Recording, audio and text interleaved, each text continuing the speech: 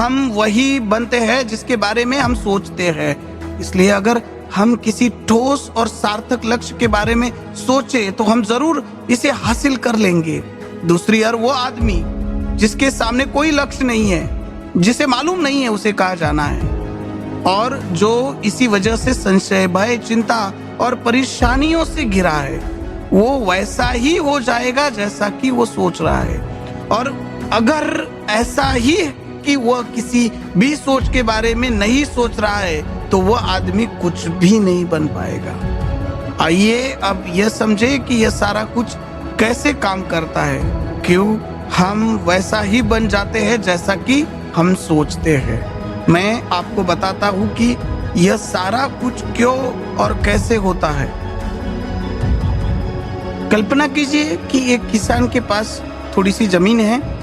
जमीन बड़ी अच्छी है और फर्टाइल है। जमीन में क्या बोया जाए ये पूरा फैसला तो किसान का ही है। वहां जो चाहे वो बो सकता है, लगा सकता है, और जमीन को उससे कोई मतलब नहीं है। अब ये ध्यान दीजिए कि मनुष्य का मन भी उस जमीन की तरह है, उसी के समान है। बल्कि हम मानव मन की तुलना में जमीन का उदाहरण दे रहे हैं। यानी जमीन की तरह मन को भी इस बात से कोई मतलब नहीं है कि आप उसमें कैसे विचार बोते हैं। बस जो कुछ आप इस मन के अंदर लगाओगे उसी की फसल ये मन आपको वापस लौटाएगा। यही वास्तविकता लागू होती है सकारात्मक और नकारात्मक विचारों के साथ। यदि आप सकारात्मक विचार बोओगे तो कामयाबी की फसल काटेंगे। यदि आप नकारात्मक विचार बोए तो नाकामयाबी की आपके हाथ लगेगी। कल्पना कीजिए कि उस किसान के हाथ में दो तरह के बीज है। एक तो किसी अनाज का है और दूसरा किसी जहरीले पौधे का है, नाइट शेड्स का। किसान जमीन के अंदर दो जगहों पर उस बीज को बो देता है, लगा देता है। वो उन स्थानों को पानी देता है, उसकी देखभाल करता है। अब जमीन में जो कुछ बोया गया है वही जमीन वापस लौटाएगी, यानी दोनों पौधे ऊपर आएंगे, लेकिन एक अन्न देगी और दूसरा जहरीला पौधा। बाइबल में कहा भी गया है कि आप जैसा बोएंगे वैसा ही काटेंगे, जैसा आप चीजें लगाएंगे वही आपको मिलेगा।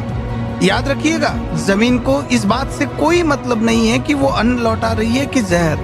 अब मानव मस्तिष्क का जमीन से कई ज्यादा भरोसा किया जा सकता है। यानी human mind is more fertile than the nature of the land. This जमीन ये ज्यादा उपजाऊ है, लेकिन यह जमीन के सिद्धांत पर ही काम करता है।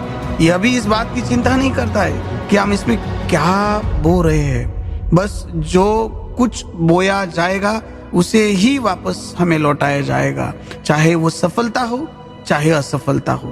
एक निश्चित स्पष्ट लक्ष्य हो या असमंजस की स्थिति, गलतफहमी हो या भय या चिंता हो, कुछ भी हो, बस जो भी हम इसमें डालेंगे वही हमें ये मल्टीपल करके लौटाएगी।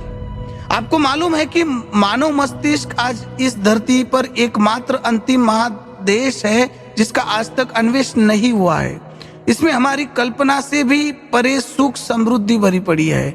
यदि हम सकारात्मक विचार डालें तो यह भारी सफलता और सुख समृद्धि हमें वापस लौटाएगा। आप कह सकते हैं कि यदि यह सही है तो लोग अपने मस्तिष्क का अधिक इस्तेमाल क्यों नहीं करते? लोगों के पास इसका भी जवाब है। हमारा मस्तिष्क एक उन्नत यंत्र के रूप में हमें जन्म से ही मिला हुआ है, निःशुल्क, फ्री में, मुफ्त। और जो चीजें हमें मुफ्त में मिलती है, फ्री में मिलती है, उनको हम बहुत कम महत्व देते हैं। महत्व देते हैं उन चीजों को जो पैसे से आती है, जबकि हकीकत में इसकी विपरीत बात ही सही होती है। अब जो भी चीजें हमारे जीवन में वास्तव में महत्वपूर्ण है वे हमें निःशुल्क उपलब्ध हुई है। हमारा मस्तिष्क, हमारी आत्मा, हमारा शरीर, हमारी आशाएं, हमारे सपने, हमारी आकांक्षाएं, हमारी बुद्धि, हमारा परिवार, हमारे बच्चे, हमारे दोस्त, हमारा प्रेम, यहाँ तक कि प्रकृति का उपहार, हवा, धूप, पानी, सूरज, हर चीज हमें निःशुल्क मिली है। ये सभी अनमोल चीजें हमें निःशुल्क मिली हुई है और जिन चीजों के लिए हमें पैसे भी नहीं खर्च करने पड़े। और दूसरी बात यह है कि मानव मन की शक्तियों का भरपूर उपयोग भी नहीं हुआ है। मन इतना शक्तिशाली है कि इसे जो भी काम सौंपा जाए कर सकता है, लेकिन आमतौर पर हम बड़े और महत्वपूर्ण कामों के बदले छोटे मोटे कामों के लिए ही इसका इस्तेमाल करते हैं। कई विश्वविद्यालयों ने यह साबित कर दिया है कि हम में से अधिकांश लोग अपनी क्षमता का 10% से कम ही इस्तेमाल करते हैं। हमारी शेष क्षमता यूं ही अनछुई रह जाती है, अनयूज रह जाती है। अब आप फैसला कीजिए कि आपको क्या करना है। अपना लक्ष्य अपने मस्तिष्क रूपी जमीन में बो दीजिए। यह आपको पूरी जीवन का सबसे महत्वपूर्ण फैसला होगा।